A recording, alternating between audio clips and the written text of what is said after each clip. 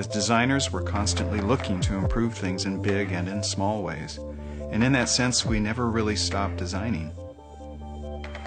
10 years ago, we saw mobility as a developing trend, but it wasn't really here yet, and the differences between then and now are really significant. We're spending a lot less time in our offices and more time moving around the workplace. We're moving to find places to work alone and to collaborate with others, but we don't adjust our chairs when we're on the go. We want to get right to work. We also need to be supported with the best ergonomics wherever we are. That's exactly what motivated our design team to make Think even better. We refined everything, touching every part except the casters and a single bushing. We've created a more integrated, more elegant aesthetic and provided even more stability. We made it more sustainable using fewer components and improving on an industry-leading environmental commitment. We took something that was already iconic and improved upon it, and the result is something that is far more sophisticated than its predecessor. By building upon all of the innovation and intelligence from the original, we've created a chair that is sleeker, more sustainable, and higher performing. It's a chair that requires very little thinking to use. It's a chair that fits everywhere. Think.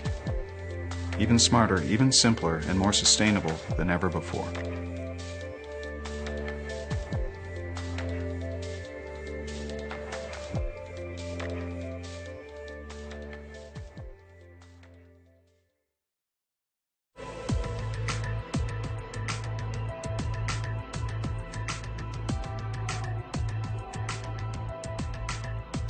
We love our technology.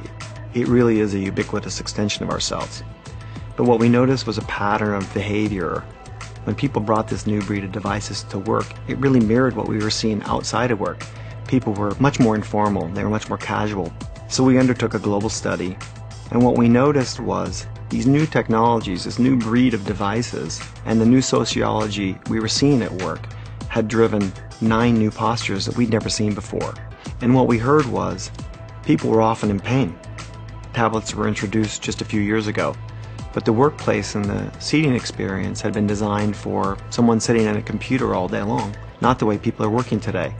So we basically deconstructed the chair and went back to the essence of the sitting experience. We assembled a global team, and we took our inspiration from the human body at work, how it interacts with these technologies, how we move when we shift from using one device to another. The human body doesn't want to remain in one posture all day. It wants to be fluid and be supported dynamically. That's a big challenge. It caused us to fundamentally rethink how we do a chair. We looked at these new postures in the workplace and asked, what if we could design a chair that encourages motion rather than forcing the body to hold a pose? That supports your arms while texting, that cradles your back while you're reclining and scrolling, that draws you closer to your work so that you don't need to hunch over to see the screen, that fosters movement and changing postures as quickly as you change devices.